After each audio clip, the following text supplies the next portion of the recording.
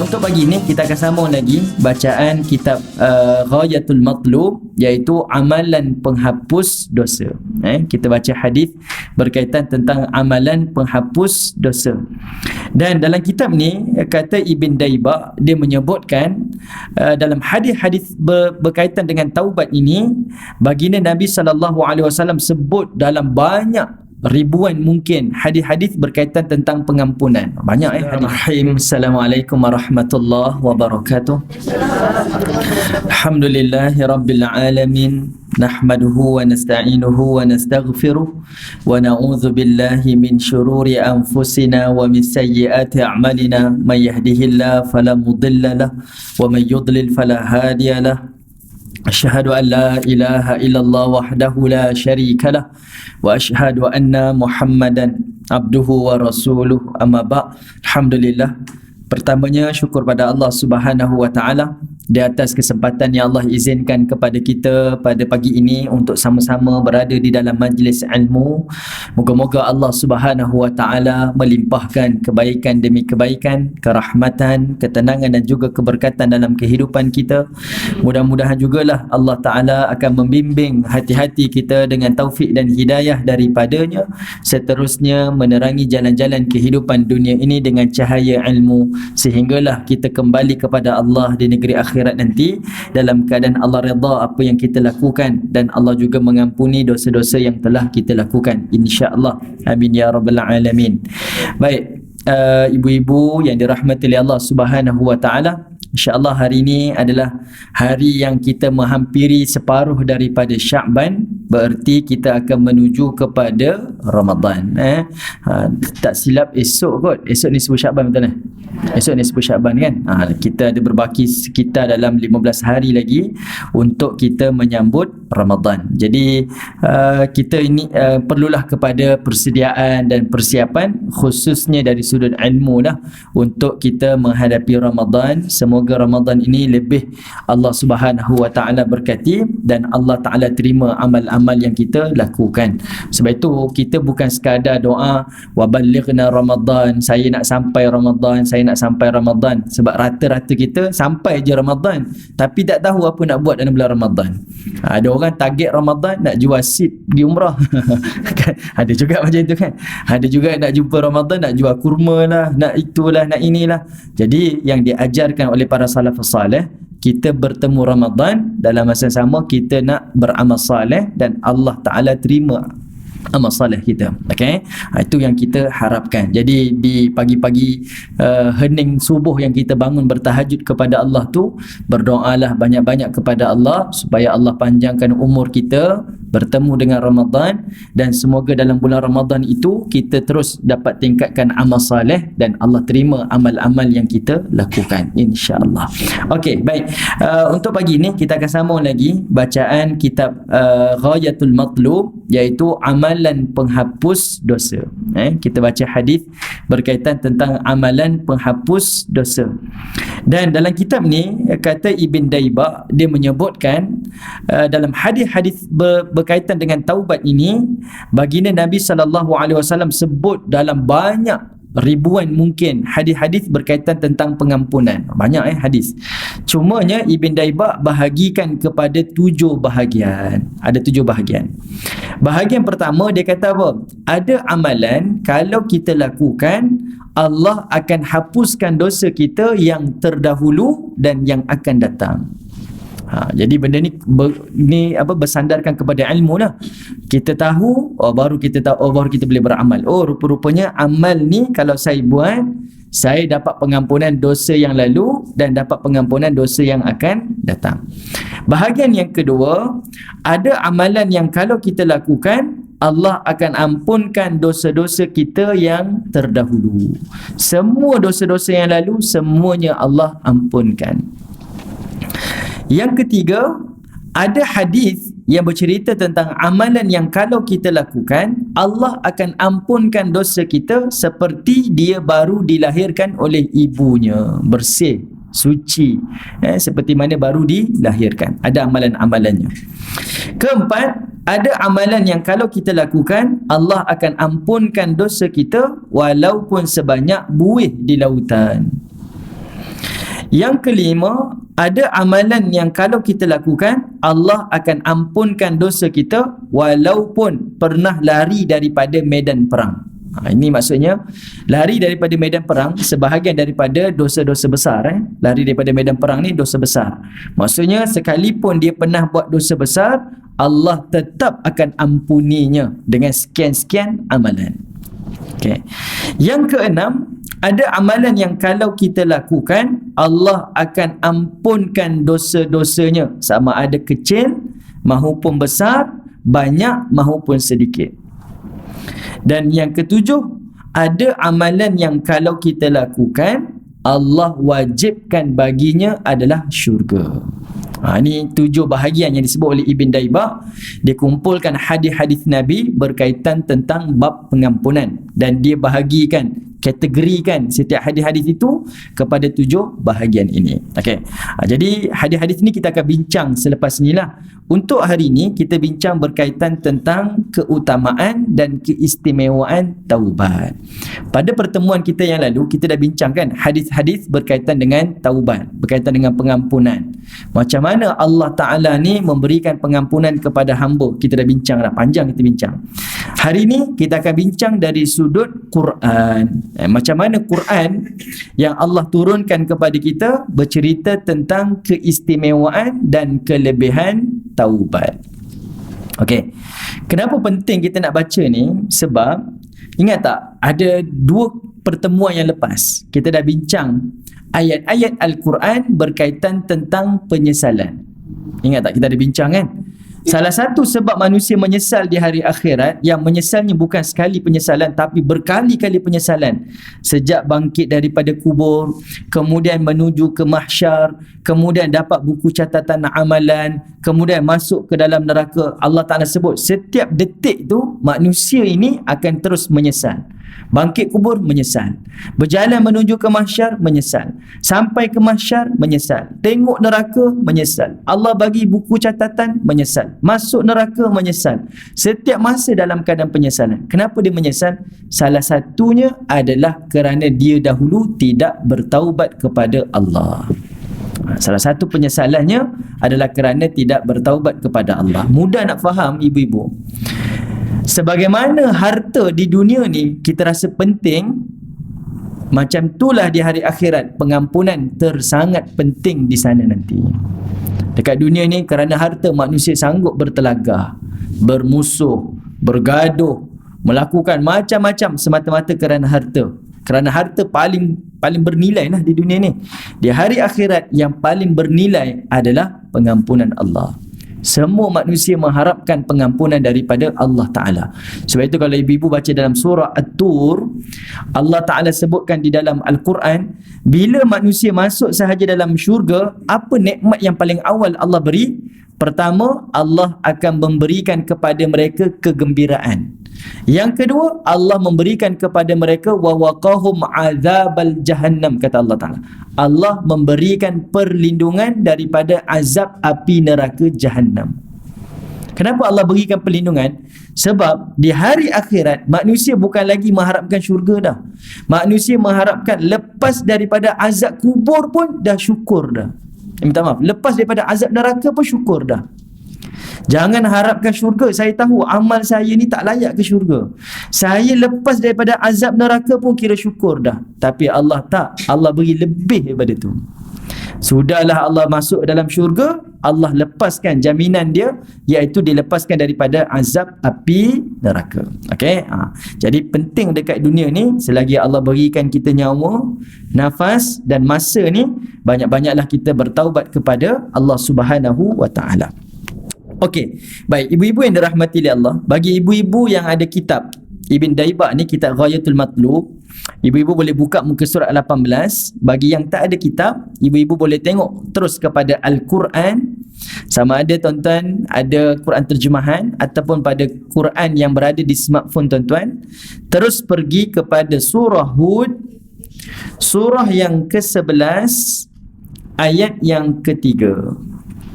Surah Hud, surah yang ke-11 ayat yang ke-3. Okey. Tengok Allah Ta'ala sebut, Ayat yang pertama, kata Allah Subhanahu wa taala, wa anistaghfiru rabbakum thumma tubu ilaih. Kata Allah taala, dan hendaklah kamu istaghfiru rabbakum, beristighfar, mintalah keampunan kepada Tuhan kamu. Thumma tubu ilaih, dan kemudiannya hendaklah kamu bertaubat kepadanya. Perhatikan ibu-ibu yang dirahmati Allah. Allah sebut pertama istighfar, yang kedua taubat. Apa beza antara istighfar dan taubat? Allah ulang dua kali ni. Pertama Allah kata beristighfar pada Allah, yang kedua bertaubatlah kepada Allah. Istighfar dekat sini adalah merujuk kepada, iaitu amalan dalam bentuk ucapan. Amalan dalam bentuk ucapan. Kita mesti ada ucapan kita, saya nak bertaubat pada Allah, saya minta pengampunan kepada Allah. Salah satunya dengan istighfar. Istighfar yang selalu kita sebut, astaghfirullahalazim.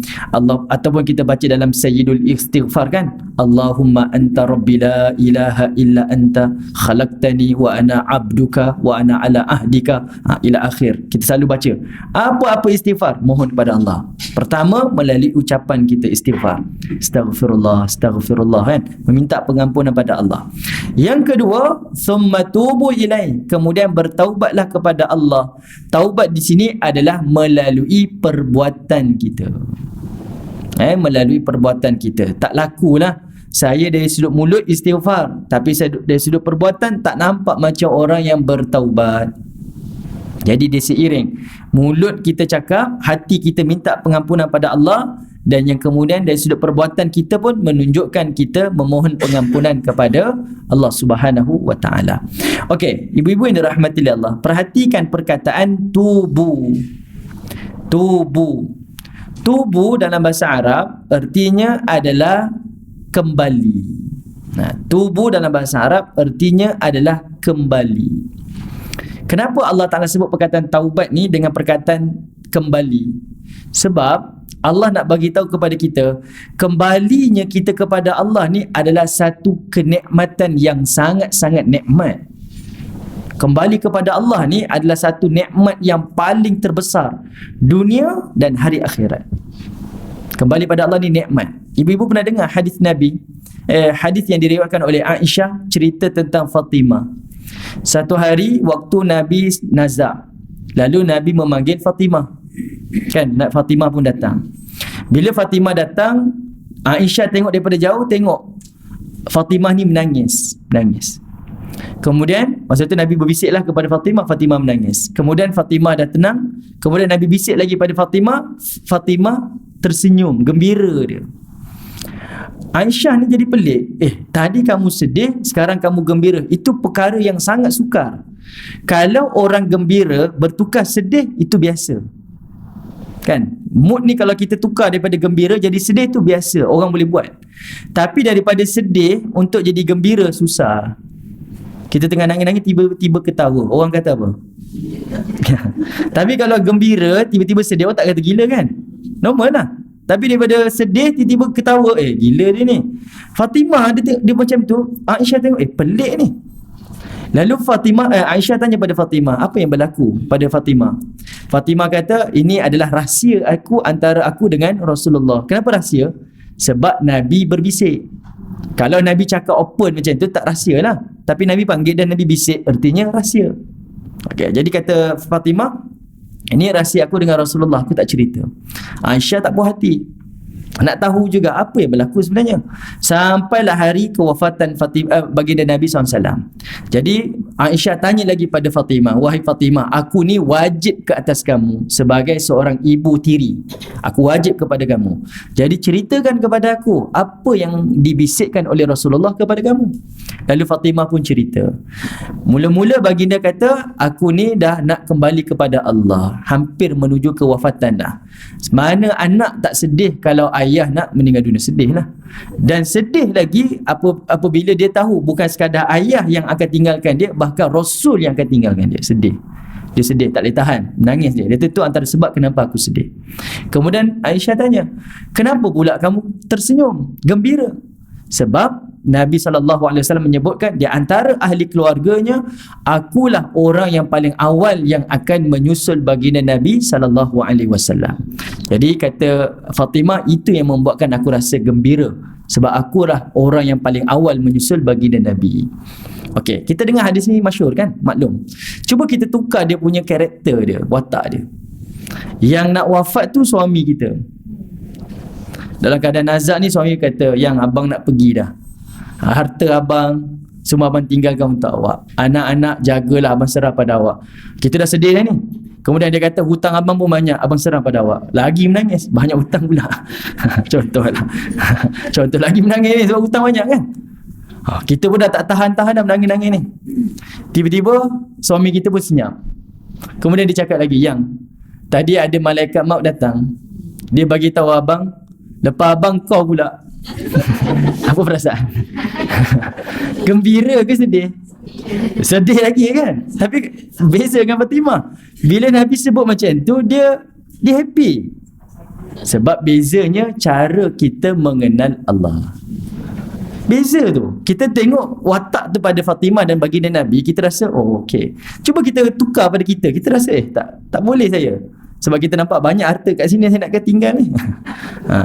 Tapi itulah bezanya kalau kita kenal Tuhan kita, kembali kepada Tuhan kita adalah kenikmatan, kemuncak kepada kenikmatan. Sebab itu taubat ini datang daripada perkataan tabah, iaitu kembali pada Allah. Baik, saya nak bagi gambaran. Sebenarnya kita tak perasan tau, kembali kepada Allah ni adalah kemuncak nikmat. Contohlah, ada seorang anak angkat ni, kita ambil daripada kecil. Ni dia anak angkat.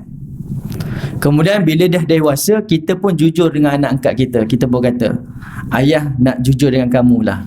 Ayah nak cerita, sebenarnya kamu ni adalah anak angkat ayah. Apa perasaan anak angkat ni? Sedih lah. Dia sayang kita macam ayah dia, tiba-tiba baru dia tahu saya ni anak angkat. Oh, dia rasa sedih sangat. Dalam keadaan dia sedih, ada rasa tak dalam perasaan dia, saya nak tahu siapa ayah saya? Mesti kan? Dia mesti nak tahu siapa ayah saya. Walaupun ya ni ayah angkat, saya sayang dia, tapi saya nak tahu juga siapa ayah saya. Dia pun mungkin buat research, cari, dapat maklumat, jumpa dengan ayah sebenar dia.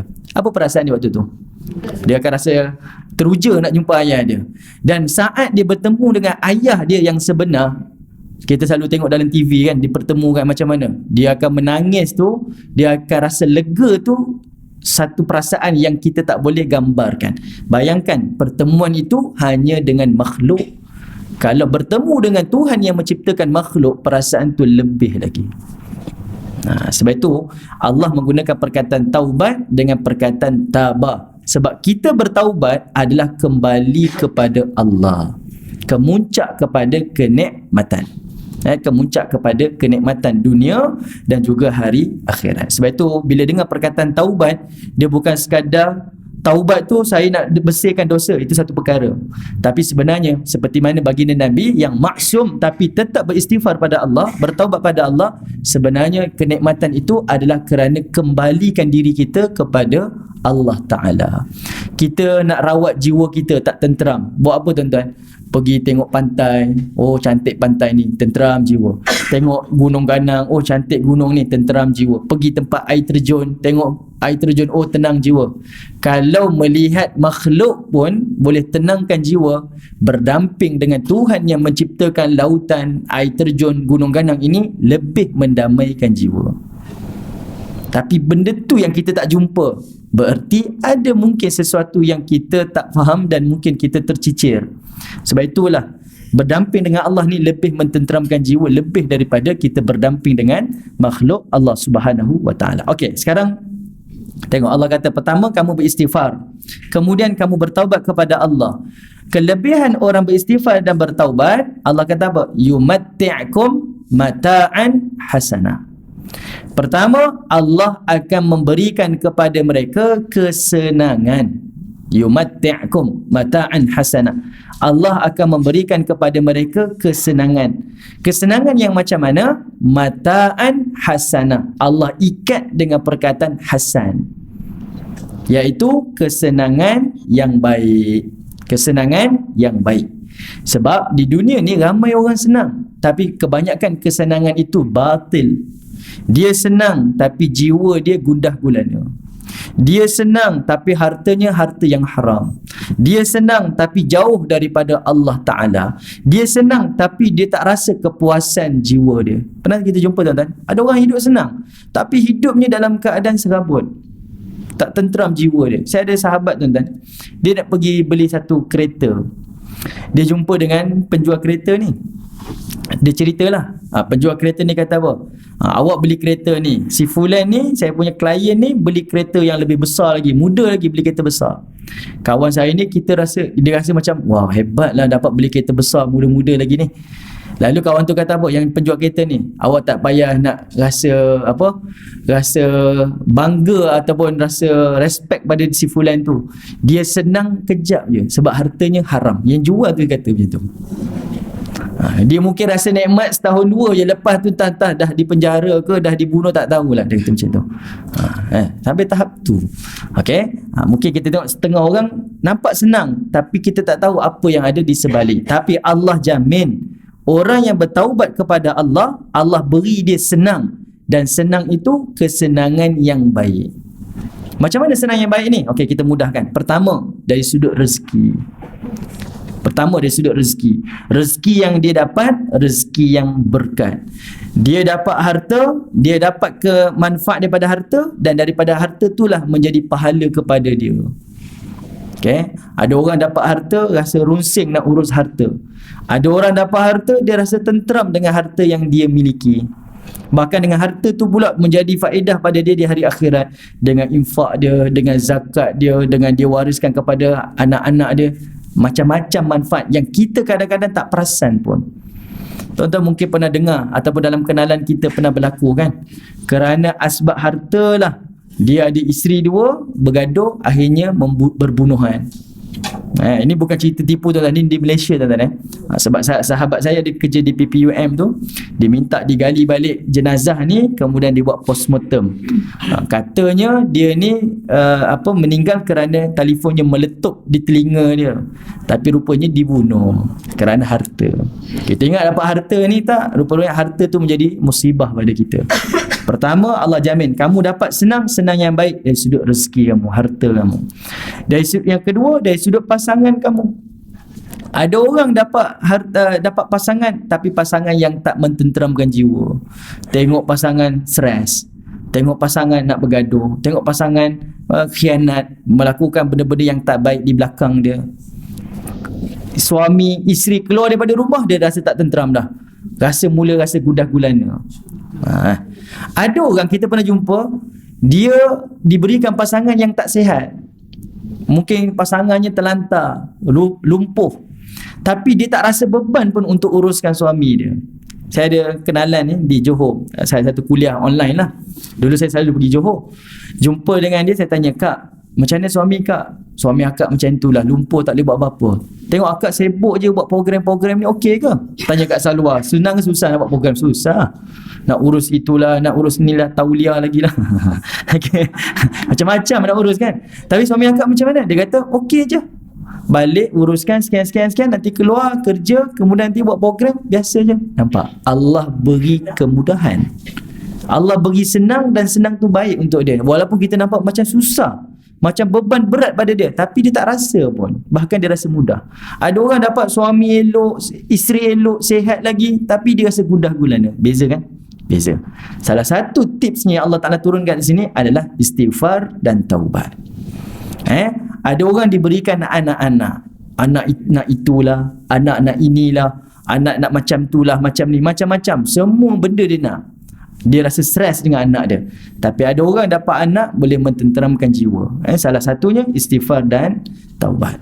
Dan yang kemudiannya ada juga dengan jiwa dia, rasa tenteram, rasa tenang, tak mudah dia ni hot temper, tak mudah untuk dia ni tiba-tiba dalam keadaan datang musibah, resah, gelisah, gundah gulana, tak mudah. dia rasa sentiasa tenang dan tenteram. Ini benda yang Allah berikan khusus kepada orang-orang yang Allah pilih. Salah satunya untuk orang yang istighfar dan bertaubat. Okey.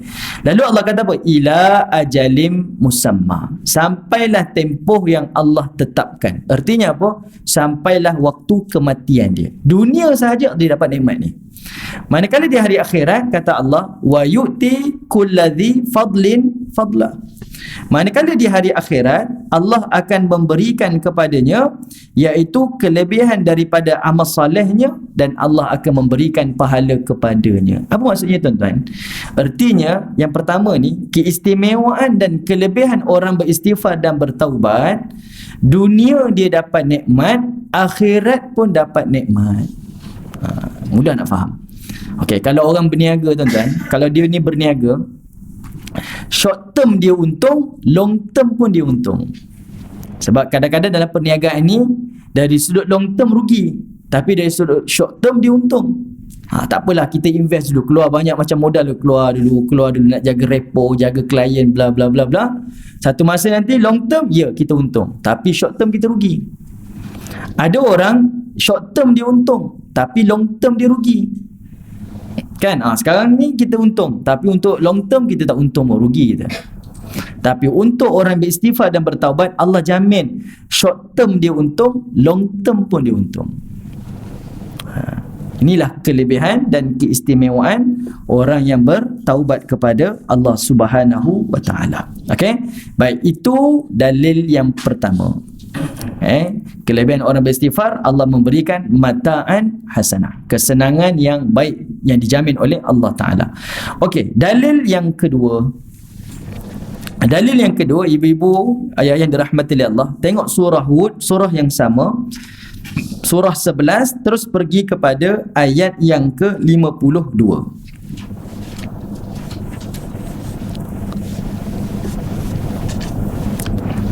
Okey, terus pergi kepada ayat yang ke-52. Allah Subhanahu wa taala menyebutkan wa ya qaumistaghfiru rabbakum thumma tubu ilaihi. Okey. Ini adalah ucapan Nabi Hud alaihi salam kepada kaum dia. Okey, kalau tuan-tuan buat nota, ayat 52 ni adalah ucapan Nabi Hud alaihi salam kepada kaum dia. Siapa kaum Nabi Hud? Iaitu kaum 'Ad. Hud ni kaumnya bernama 'Ad, dan 'Ad ini duduk di satu tempat namanya Ahqaf. Ahqaf adalah satu daerah di kawasan padang pasir pergunungan ni di Yaman. Ahqaf. Ini kawasan kaum Nabi Hud ataupun kaum 'Ad. Okey. Allah Ta'ala kata apa? Nabi Hud alaihissalam pesan kepada kaum dia. Dia kata apa? Wa ya qaumi, wahai kaumku.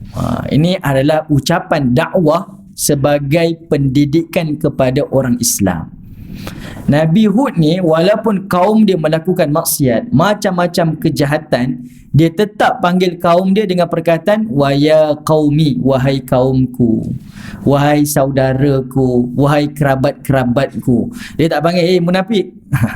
Kafir, tak ada. Dia panggil dengan panggilan mesra, masih lagi dengan panggilan hormat kepada kaum dia walaupun kaumnya melakukan maksiat. Jadi pendekatan dakwah kita mesti dengan pendekatan respect, walaupun yang mad'u kita ni buat macam-macam kejahatan, masih kita ada toleran untuk kita dakwah kepada dia, meletakkan harapan dia ni Allah beri hidayah. Itu mesti ada dalam mindset seorang pendakwah.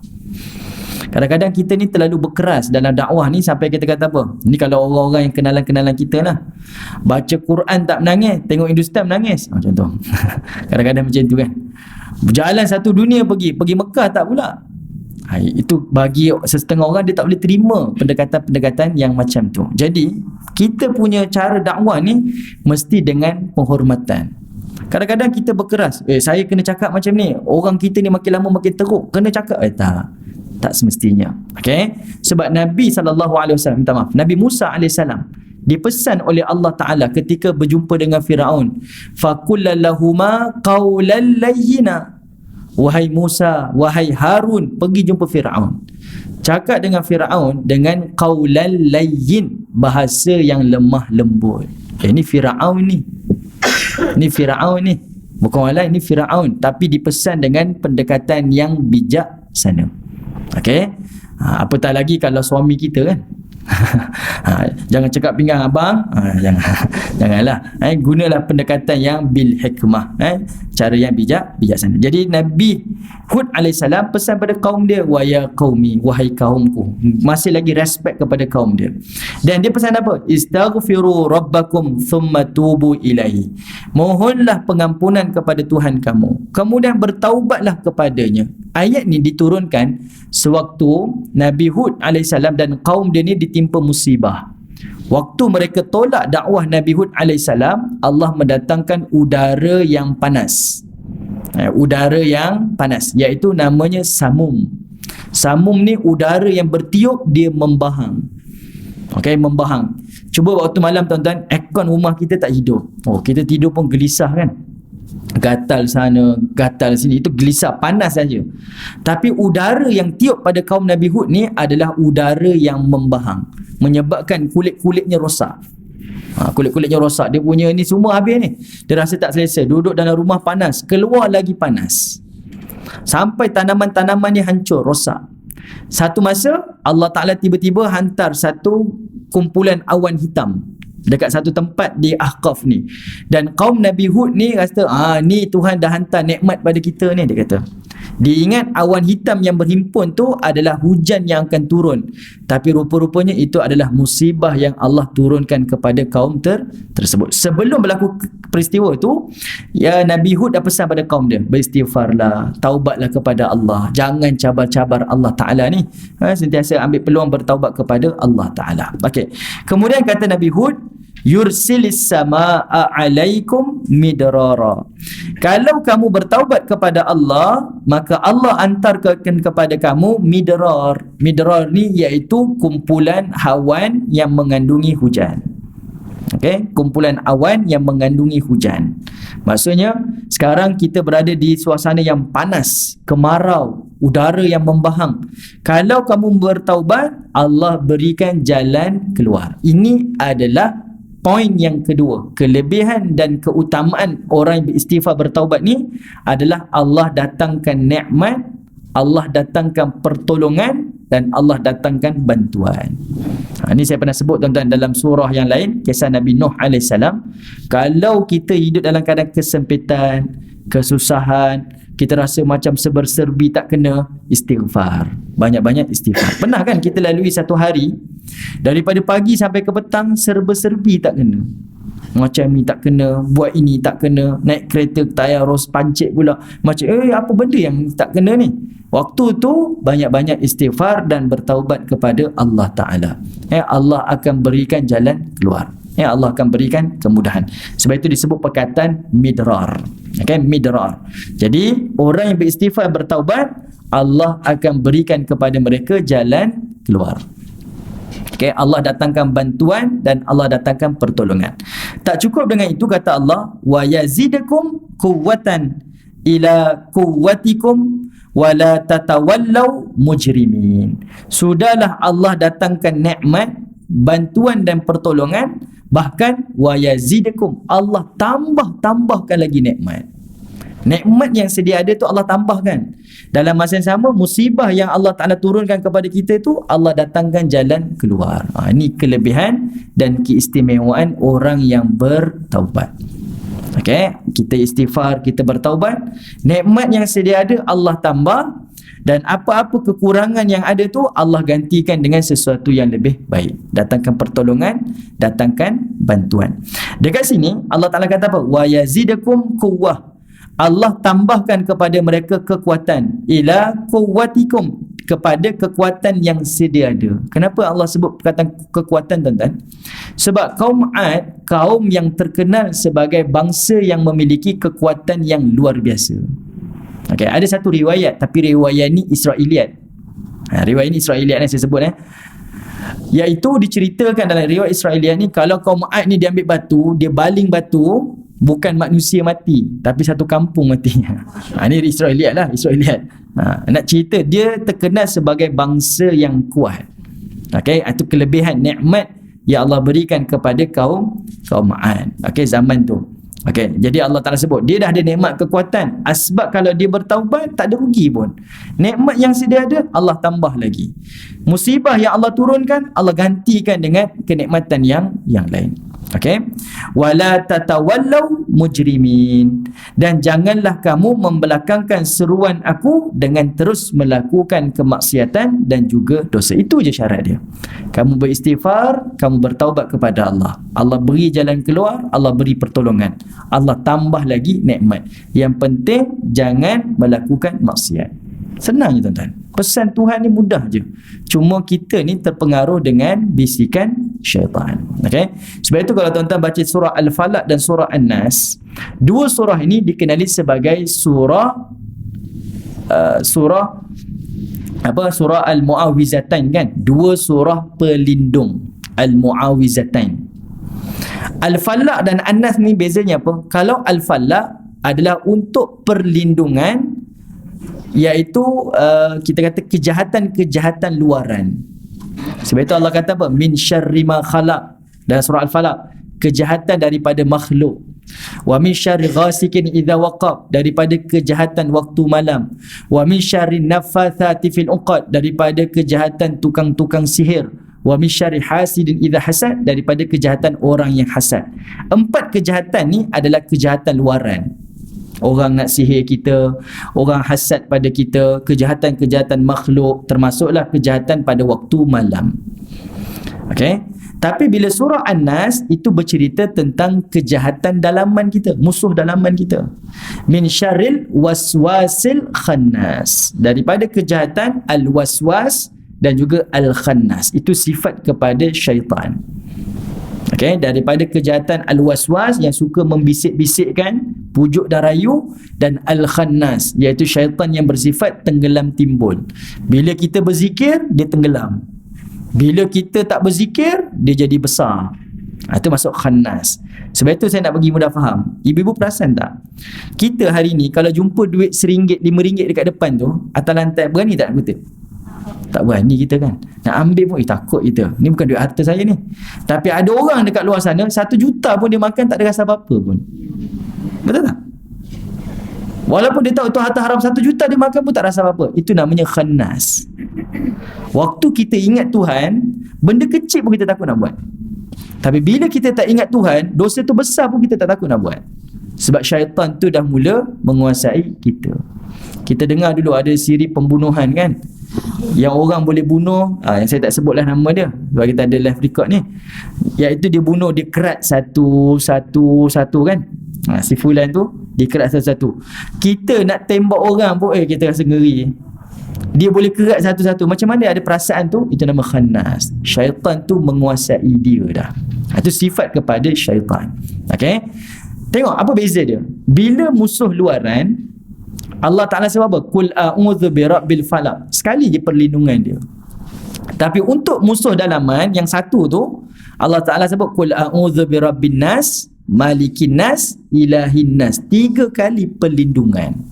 Itu menunjukkan kepada kita musuh dalaman lebih bahaya daripada musuh luaran. Musuh dalaman lebih bahaya daripada musuh luaran. Dan musuh dalaman tu Allah kata apa? Allazi yuwaswisu fi sudurin nas. Dia baru bisik di dada kamu. Okey. Kenapa Allah tak kata syaitan ni dia membisik di telinga?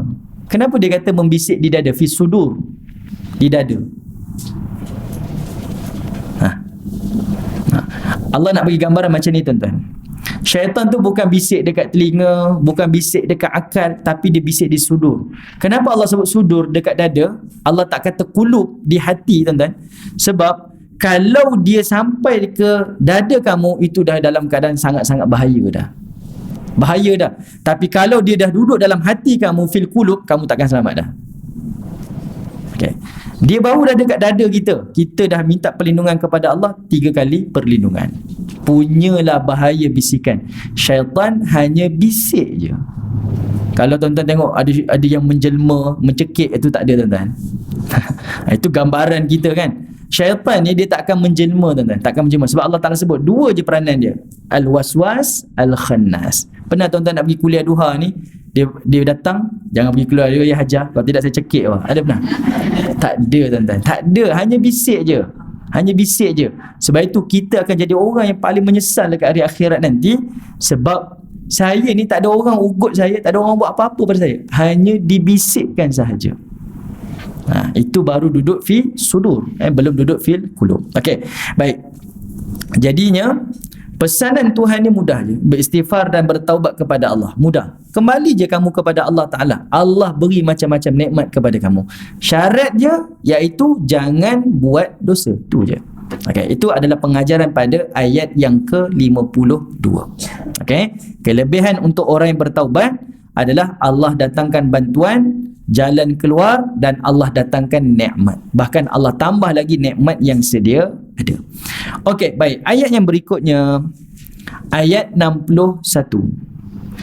Okey, kita tengok kelebihan dan keutamaan orang yang bertaubat. Ayat 61. Allah Subhanahu wa taala menyebutkan wa ila samuda akhahum salihah. Jumpa tuan-tuan. Tengok ayat 61 surah Hud, surah 11. Surah yang sama Okey, tadi pesanan Nabi Hud. Okey, sekarang ni pesanan Nabi Saleh. Tadi Nabi Hud pesan kepada kaum dia istighfar, taubat pada Allah. Sekarang Nabi Saleh pesan kepada kaumnya yang bernama Thamud, istighfar dan taubat juga kepada Allah Ta'ala. Artinya apa? Menjadi sunnah dalam kalangan para rasul ni untuk berpesan kepada kaumnya istighfar dan taubat. Istighfar dan taubat. Okey, baik. Apa kata Nabi Saleh alaihissalam? Wa ila Thamud, kepada kaumnya yang bernama Samud. Samud ni adalah bangsa Nabi Saleh yang duduk di satu tempat namanya Al-Ula. Al-Ula adalah satu daerah di utara Madinah. Okey, di utara Madinah. Okey, kenapa Allah Ta'ala selalu cerita tentang Ad dan Samud? Ad dan Samud ni adalah dua-dua ni adalah kaum bangsa Arab purba. Dia kena ingat sampai bila tuan-tuan.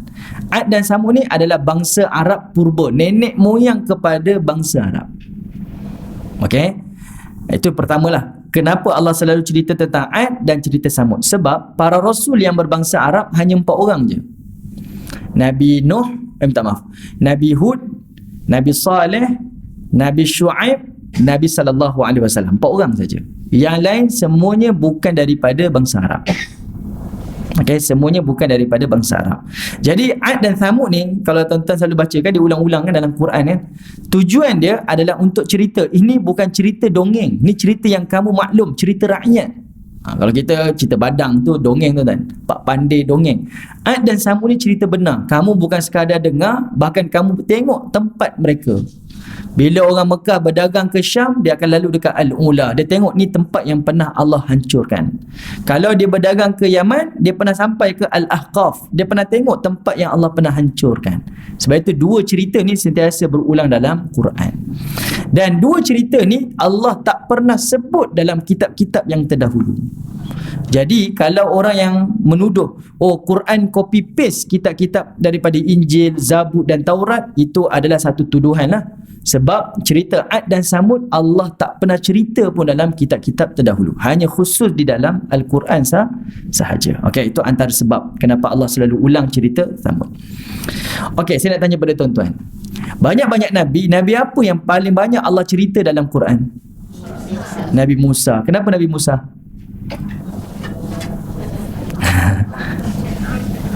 Okey, pada malam Isra' Mi'raj kan, kita dah lepas Isra' Mi'raj dah. Pernah tanya pada ustaz-ustaz yang ceramah Isra' Mi'raj, kenapa Nabi jumpa Nabi Musa banyak kali? Kenapa skip Nabi Ibrahim? Turun daripada bertemu Allah, perintah 50 waktu, langit ke-7 Ibrahim kan? Tapi sampai langit 6 jumpa Nabi Musa kata minta lagi kurang. Nabi pun naik turun berulang-ulang. Kenapa Nabi Ibrahim tak pesan? Kenapa Nabi Musa juga yang pesan? Tak pernah tanya ke? Cuba tanya, kenapa Nabi Musa, kenapa tak Nabi Ibrahim pesan? Tak pun Nabi Harun ke, Nabi lain ke? Okey, Nabi Musa ni, dia punya sifat dia adalah mentor perjuangan kepada dakwah Nabi. Sebab itu ceritanya banyak. Allah datangkan cerita Nabi Musa ni awal lagi pada Nabi SAW. Lalu Allah datangkan Nabi Musa ni bertemu dengan Nabi secara live pada malam Isra Mi'raj. Sebab perjuangan Nabi kan berat kan tuan-tuan, susah dalam sepanjang dakwah Nabi ni. Jadi yang paling selari dan paling dekat perjuangannya adalah Nabi Musa alaihissalam. Nabi Musa dengan Nabi SAW ni dia hampir-hampir keadaan dia hampir sama. Dari sudut keadaan dia, suasana dia, musuh-musuh dia sama. Contoh nak bagi nampak tuan-tuan, yang Nabi rasa Nabi Musa ni boleh menjadi semangat kepada dia. Nabi Musa alaihissalam dia pernah berhadapan dengan Firaun, dan Firaun telah menyerang Nabi Musa. Waktu Nabi Musa dikejar tu berapa ramai tuan-tuan? Ada riwayat menyebutkan iaitu 3 juta tentera. 3 juta tentera, bukan 30,000, bukan 300,000, 3 juta tentera. Satu riwayat kata 1,5 juta yang kejar Nabi Musa. Bila Nabi SAW tahu cerita tu dan dengar, Nabi rasa apa? Sekadar jumpa dengan Quraisy dalam perang Badar 1,000, dalam perang Uhud 3,000, dalam perang Ahzab 10,000. Tak sama macam Musa. Dia rasa apa? Oh, taklah, terlalu berat untuk dia. Sebab itu Allah Ta'ala pertemukan dengan Nabi Musa ni sering kali. Kerap. Okay. Tak apa, itu cerita lain tuan-tuan. Okay, nak bagi gambaran je. Alright. Tuan-tuan tengok Nabi Saleh alaihissalam berdakwah kepada Thamud. Apa kata Nabi Saleh? Qala ya qaumi. Minta maaf. Sebelum tu tuan-tuan disebut perkataan akhahum salihah. Kepada Samud, saudara mereka Saleh. Kenapa Allah guna perkataan akhahum? Sebab nak cerita Nabi Saleh ni saudara dia. Dia kenal sungguh Nabi Saleh. Nabi Saleh daripada kecil sampai besar, kaum dia kenal sungguh. Tak pernah bohong. Orang yang dihormati, orang yang dikasihi. Macam kita dengan adik-beradik kita kenal dia luar dalam. Kalau dia cakap, kita tahu dia menipu ke, dia bergurau ke, dia cakap benda betul, kita boleh kenal. Jadi Allah nak kata Nabi Saleh ni bukan orang luar. Dia adalah satu bangsa dengan Samud ni. Okey, sama satu bangsa. Orang Samud memang kenal sungguh dengan Nabi Saleh. Nak cerita Nabi Saleh ni cerita benda yang betul, tapi kaum dia tolak. Okey. Jadi kata Nabi Saleh, ya qaumi ibudullaha ma lakum min ilahin ghairuh. Ceritanya apa? Nabi Saleh ni dia diberikan satu mukjizat, iaitu unta yang bunting. Unta tu pula keluar daripada batu. Sebab kaum Samud sendiri cakap, wahai Saleh, kalau benar kamu ni Rasul, tolong keluarkan unta daripada batu ni. Unta tu pula biar bunting 9 bulan. Dah lah bunting, banyak susu pula. Dia letak syarat macam-macam tuan-tuan. Ni perangai Samud lah. Perangai Samud. Dia letak satu syarat. Kalau nak kata unta tu keluar daripada laut, kita kata logik lagi lah. Sebab laut habitat haiwan. Keluar daripada kawasan padang pasir, kita pun kata habitat haiwan. Ni keluar daripada batu tuan-tuan. Tak logik pun. Sengaja dia nak susahkan Nabi Saleh, tapi Allah tunjukkan keluar unta tersebut. Nabi Saleh letak satu je syarat dia. Kamu jangan usik unta ni. Jangan usik unta ni, biarkan unta ni, mudahkan dia je. Kalau dia minum air perigi ni, kamu jangan minum. Dia akan bergilir tuan-tuan. Kawasan padang pasir, kalau tuan-tuan pernah sampai Madain Saleh ataupun Al-Ula ni, kawasan padang pasir, dan sumber dia air daripada satu perigi. Tuan-tuan boleh kalau sampai sana, ataupun tuan-tuan Google, tuan-tuan boleh nampak lah. Ada satu perigi besar dekat kawasan Al-Ula ni. Orang di situ dia akan ambil sumber air daripada perigi tu. Nabi Saleh kata apa?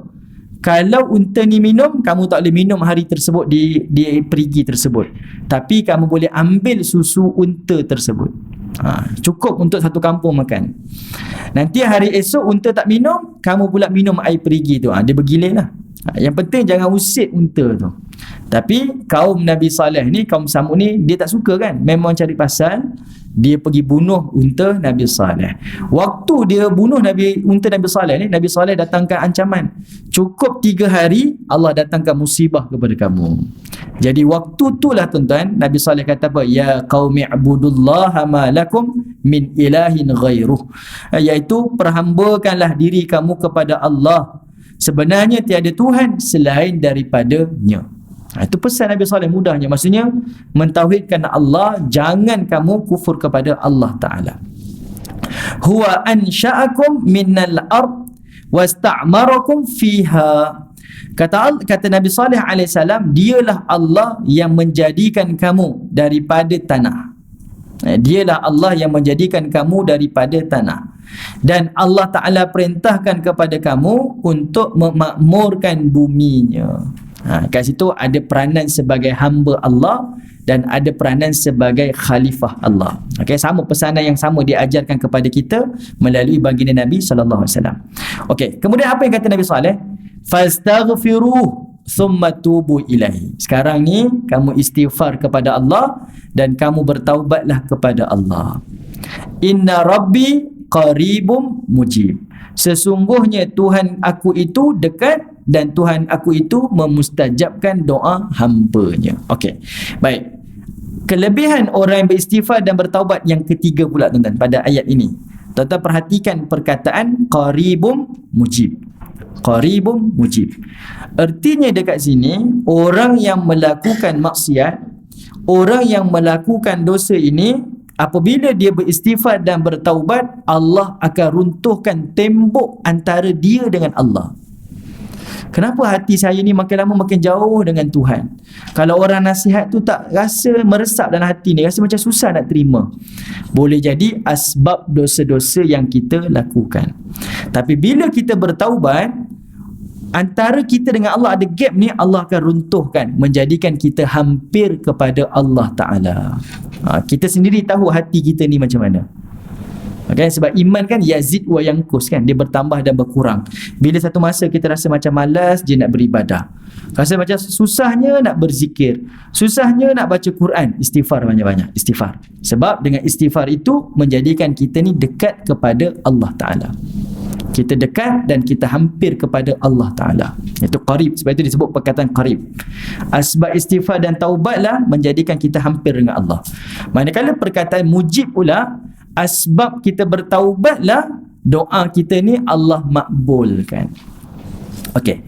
Tuan-tuan selalu dengar kan dalam hadis Nabi, bila Aisyah tanya pada Nabi, ni masuk Ramadan nanti selalu akan cerita ni. Bila Aisyah tanya, ya Rasulullah, kalau aku bertemu dengan hari yang terbaik, apa amalan yang paling terbaik? Maksudnya, kalau aku bertemu dengan Lailatul Qadar, apa amalan yang paling terbaik? Nabi ajar apa? Bacalah doa, Allahumma innaka afuwun tuhibbul afwa fa'fu anni. Wahai Allah, Engkau Tuhan yang Maha Pemaaf, suka memaafkan hamba-Mu, maka maafkanlah aku. Nabi sebut doa tu minta keampunan dan kemaafan. Kerana apa tuan-tuan, ibu-ibu ayah yang dirahmati Allah? Sebab semua manusia ni doanya macam-macam ragam. Ada orang minta umur panjang, ada orang minta sembuh daripada penyakit, ada orang minta kurus, ada orang minta nak kaya raya, ada orang macam-macam doa kan. Ni ibu-ibu ketawa mencurigakan. Macam pernah minta je kan. Macam-macam pernah minta. Macam-macam kita minta. Apa doa yang paling mustajab sebenarnya? Yang paling utama adalah minta keampunan. Kenapa kena minta pengampunan? Sebab dosa yang kita lakukan itu menghalang daripada doa kita terangkat dan dimustajabkan. Kenapa doa saya tak makbul-makbul? Sebenarnya dia terhalang kerana dosa kita. Sekali dosa kita Allah ampunkan, semua diangkat dan semua dimakbulkan. Sebab itu Allah Ta'ala sebut dekat sini, qaribum mujib. Kalau kamu bertaubat, Allah dekat dengan kamu dan Allah makbulkan doa kamu. Sebab dosa penghalang untuk kita dekat dengan Allah, dan dosa adalah penghalang daripada doa kita dimustajabkan oleh Allah. Jelas tuan-tuan? Jelas. Jadi inilah keutamaan dan kelebihan beristighfar dan bertaubat kepada Allah. Kita dapat 3 poin dah. Okey. Itu 3 poin. Baik. Boleh sambung lagi? Tak boleh? Boleh. Sikit lagi. Last lah. Okey. Alright. Yang keempat pula, last kali. Tuan-tuan tengok ayat yang keempat, iaitu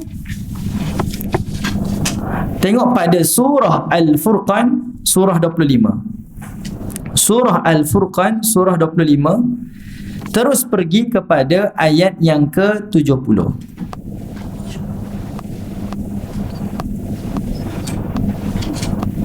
Okey. Terus pergi kepada ayat yang ke-70. Ini kelebihan orang yang beristighfar dan bertaubat. Ibn Daibak ni dia susun ayat-ayat ni. Kalau kita tengok pada kitab macam ni tuan-tuan, kita akan tak nampak flow dia. Kita tak nampak sebab dia hanya susun saja satu ayat. Tapi sebenarnya dia mengeluarkan kelebihan dan keutamaan orang yang bertaubat. Bila kita perhatikan satu-satu, oh barulah kita perasan. Sedangkan ayat istighfar dan taubat ni sering kali kita jumpa. Tapi saya ulang lagi sekali tuan-tuan. Taubat ni dia sangat mententeramkan jiwa sebab kita kembali kepada Tuhan kita. Satu perasaan yang luar biasa tuan-tuan. Satu perasaan yang luar biasa. Bila kita capai benda tu, kembali kepada Tuhan, dia akan rasa kenikmatan yang kemuncak.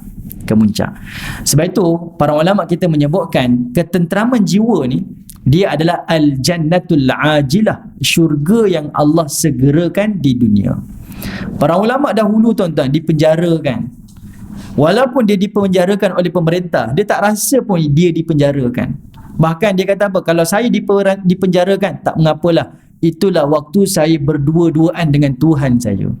Tenang jiwa dia. Ataupun pemerintah halau dia keluar daripada daerah, dibuang daerah. Dia kata kalau saya dibuang daerah, tak mengapalah.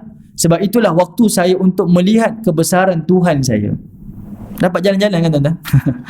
Tengok keindahan alam lain. Dia rasa macam tu. Dan kalau dia dibunuh oleh pemerintah dia sekalipun, dia akan rasa itulah peluang dia untuk mati syahid di jalan Tuhannya. Sebab itu orang yang kembali kepada Allah ni, Allah akan memberikan kepadanya as-sakinah wal mutmainnah. Allah beri dia ketenangan dan ketenteraman. Dia adalah syurga yang Allah segerakan. Sebab itu sentiasa Allah sebut perkataan wa yatubu ilaih. Taubat kepada Allah artinya kembali kepada Allah Ta'ala. Jadi bila kita beristighfar, taubat pada Allah tu, sepatutnya hati tu rasa tenteram sangat, tenang sangat. Sebab kita kembali kepada Tuhan yang menciptakan kita. Okey. Baik, kemudian tuan-tuan tengok ayat yang ke-70 Allah Ta'ala sebut illa man taba wa amana wa amila amalan salihah. Okey, ayat sebelum tu dia ada bercerita berkaitan tentang azab. Azab yang Allah ganda-gandakan. Duduk dalam neraka, Allah akan gandakan azab dan Allah akan kekalkan dia dalam azab. Okey, sebab dalam syurga setiap saat dan detik nikmat tu akan bertambah. Hari ni rasa nikmat, esok lagi nikmat, lusa lagi nikmat. Itu nikmat syurga. Dia tak sama. Sebab beza nikmat dunia dengan nikmat syurga ni, nikmat syurga bertambah, nikmat dunia menjemukan. Itu beza dia. Kita banyak sekalipun harta tuan-tuan, apa yang kita dapat nikmat dia menjemukan. Hari ni tuan-tuan makan nasi paling sedap sekali, nasi mandi. Ada orang tak makan nasi mandi lah, makan apalah, nasi biryani ke nasi apa, dia suka makan tuan-tuan. Esok lusa makan lagi, lusa makan lagi, tulat makan lagi. Oh, saya dah tak boleh masuk lah, kembang tekak lah hari-hari makan benda sama kan. Tuan-tuan duduk overseas kan, lah kali cari apa? Nasi lemak juga roti canai juga, mesti nak makan benda. Sebab kita rasa semua nikmat ni menjemukan. Tapi nikmat syurga dia bertambah-tambah. Kalau tuan-tuan tengok ayat 69 surah ni, Allah kata azab neraka dia akan digandakan. Hari ni azab, esok lagi azab, lusa lagi azab, lagi azab. Azab bertambah, kemudian dia kekal dalam azab. Okey, itu Allah Ta'ala sebutlah. Lalu pada ayat yang ke-70 Allah kata apa? Kecuali siapa?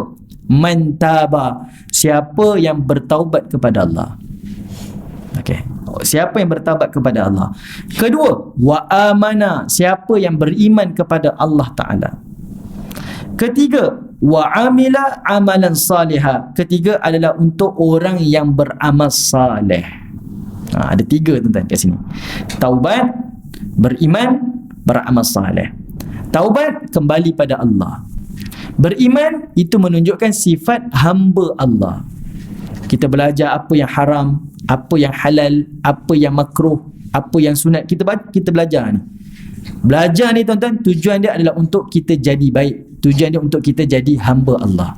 Wa amila amalan salihah, beramal saleh ni adalah tujuan dia menjadi khalifah Allah, melakukan kebaikan, memberikan kebaikan kepada orang lain. Itu sifat yang Allah Ta'ala sebut tuan-tuan. Walaupun benda ni berulang perkataan beriman, beramal saleh, beriman, beramal saleh ni, sebab Allah nak bagi tahu, pertama beriman tu kamu kena jadi hamba Allah, belajar agama, tahu hukum hakam, tujuan untuk kamu jadi baik, ikut undang-undang. Kedua, kamu jadi khalifah Allah adalah untuk kamu beri kebaikan pada orang lain. Ini sifat orang mukmin. Okey.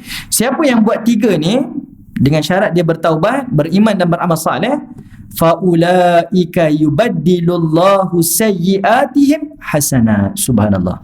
Allah kata apa? Mereka itu Allah akan gantikan, yubaddil, gantikan.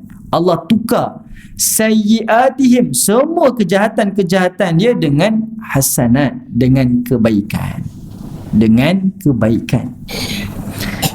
Saya ada seorang sahabat, dia bertanya, saya ni kerja macam ni. Saya tak sebut lah. Nak bagi mudah faham, dia kerja bank. Dia kata bank yang saya buat ni konservatif lah, bank konservatif. Dan bank saya ni, memang saya ni lah orang yang bertindak secara langsung dengan riba.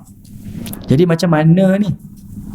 Jadi macam mana ni saya punya hal rezeki saya dengan pekerjaan saya? Macam mana ni?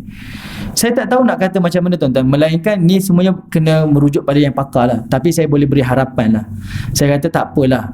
Selagi mana dalam waktu macam ni kita beristighfar, bertaubat kepada Allah, dan kita usaha untuk cari pekerjaan yang menjadikan kita lebih tenang dan tenteram, percayalah, selagi itulah semua yang kita rasa dosa ni Allah akan gantikan sebagai pahala. Saya rasa saya cakap macam tu je tuan-tuan. Tapi lepas saya jumpa dia kemudian dah dia tukar kerja, dia kata perkataan yang saya sebut tu dia tak sangka. Dia kata benda tu sangat mententeramkan jiwa dia kata. Sebab dia rasa dia banyak dosa sangat. Macam mana saya nak menghapuskan dosa ni? Rupa-rupanya ayat macam ni, dia rasa dosa dia banyak, tapi asbab taubat Allah bukan ampun dosa. Dosa tu Allah ganti jadi pahala. Nampak tak? Allah kata yubaddilullah sayyiatihim. Allah ganti dosa-dosa dia hasanat, dengan kebaikan. Allah ganti tuan-tuan, bukan Allah hapus. Allah hapus satu perkara, Allah ganti satu perkara. Ini kelebihan untuk orang yang beristighfar dan orang yang bertaubat. Rugi ke tuan-tuan bertaubat? Tak. Allah beri kesenangan yang baik belaka. Allah Ta'ala berikan pertolongan, jalan keluar. Allah makbulkan doa. Allah dekatkan kita dengan Tuhan. Dan yang berikutnya, Allah Subhanahu Wa Ta'ala tukar semua dosa pernah kita buat dengan ganjaran pahala.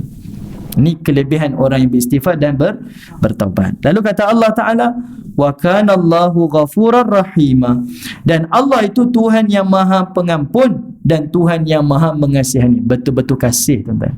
Betul-betul kasih. Bukan sekadar maaf. Kalau dia maaf pun kita rasa syukur dah. Dia bukan sekadar maaf, bahkan dia ganti pula. Kamu buat dosa besar, nah pahala besar. Dosa kecil, nah pahala kecil. Ini Allah berikan gantian. Motivasi kepada kita untuk sentiasa berusaha dan sentiasa bertaubat kepada Allah. Baik, ayat 71 pula kata Allah, wa man taba wa amila salihah. Dan sesiapa yang bertaubat dan beramal saleh, fa innahu yatubu ilallahi mataba. Maka sesungguhnya itu dia bertaubat kepada Tuhannya dengan sebenar-benar taubat. Dengan sebenar-benar taubat. Baik, last sekali tuan-tuan, macam mana taubat dengan manusia? Okey, macam mana taubat dengan manusia? Kalau manusia tuan-tuan, kita umpat seseorang. Kita umpat seseorang. Kita buat dosa dengan seseorang.